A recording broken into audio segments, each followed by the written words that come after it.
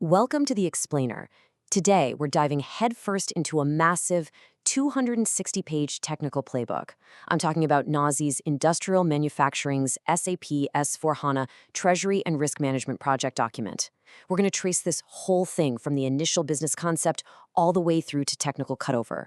It's an absolute masterclass in enterprise financial architecture, and we're unpacking the whole shebang, from the 10-step configuration sequence to real-time industry case studies. Let's get right into it. So here's our game plan for today. We've got 6 main areas to cover. First, blueprinting NAS's treasury project. Then, designing the technical solution.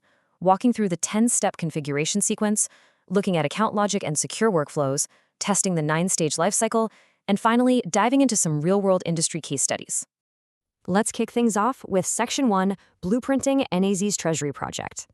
Okay, so the big takeaway here, NAS is totally ditching custom code and those painful manual reconciliations. Instead, they're using SAP's standard configuration to create a true single source of truth.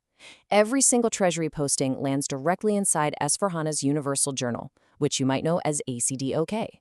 Because the treasury data and the general ledger are perfectly synced by design, the headache of subledger reconciliation is literally eliminated. It's a real game changer.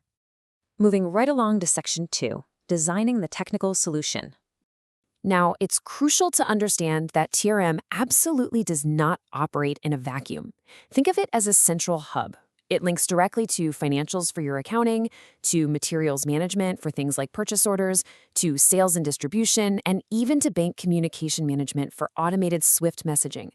Getting these integration touchpoints configured correctly is absolutely vital, because honestly, that's exactly where most go-live defects happen. Which brings us to Section 3, the 10-step configuration sequence.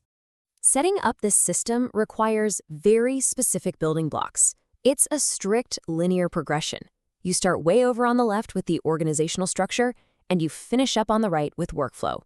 The documentation is crystal clear on this point. You cannot skip a step, and you definitely cannot reorder them.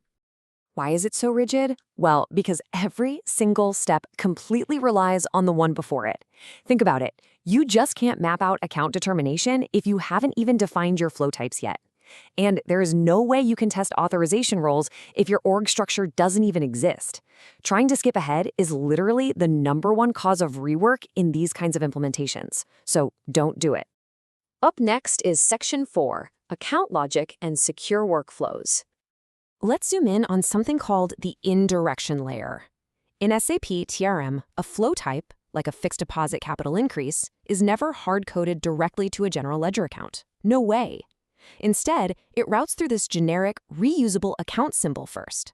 It's actually a genius design.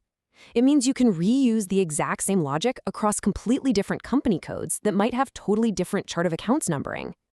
Now, once the system knows where to route the money, we have to lock down who can actually send it. To prevent fraud, there is a very strict segregation of duties. Your front office dealer can enter and modify trades, sure, but they can never approve their own deals. That falls to the middle or back office approver. Bottom line, the person who books a 25 million rupee transaction is never, ever the same person who signs off on it. This is what we call the 4 eyes principle in action. If a dealer books something that exceeds their specific limit, let's say 20 million rupees, the workflow instantly intercepts it. The deal status freezes at entered, and it automatically routes an approval task straight to a supervisor. That approver then has to either sign off to activate it or kick it back to the dealer with mandatory comments. It's security built directly into the design, not just an HR policy on a memo. Let's jump into Section 5, Testing the 9-stage lifecycle. Before this thing goes live, the sheer scale of validation required is just massive. We're talking over 50 test cases covering everything you can think of: money market rollovers, Swift matching, hedge accounting, you name it. The success criteria are incredibly rigorous, demanding 0 critical or high-severity defects before the system is allowed to go live. And every single one of those 50-plus test cases follows an exact 9-stage timeline. It doesn't matter if you're booking an FX forward or issuing a corporate bond. The underlying software lifecycle is always consistently structured. It marches straight from deal creation on day 1 through month-end valuation, all the way down to maturity and rollover. Finally, we've got Section 6, Real-World Industry Case Studies. The beautiful thing here is how this exact same system dynamically solves completely different problems across various industries. A manufacturing company might use it to invest idle surplus cash. An oil and gas firm could run urgent spot FX deals for a time-sensitive crude cargo payment. Or a retail business might use it to secure overseas private label goods by linking import letters of credit directly to their purchase orders. Let's look a bit closer at that manufacturing scenario. Imagine the company identifies a surplus of 5 million rupees after a month-end collection. By just booking that surplus into a standard 90-day fixed deposit using TRM product type 540, the treasury safely brings in about 84,000 rupees in interest. The alternative? Just letting that cash sit there stagnating in a current account, earning near zero. This system literally makes smart, profitable treasury management effortless. So after walking through this incredibly detailed 260-page blueprint from the very first concept all the way to real-world case studies, you really have to ask yourself, how do your own organization's treasury operations measure up to this level of rigorous automated precision? Are you still running on fragmented spreadsheets, or are you ready for the total control of a fully automated S/4HANA standard?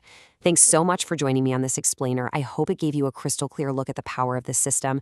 Keep learning, and I'll catch you in the next one.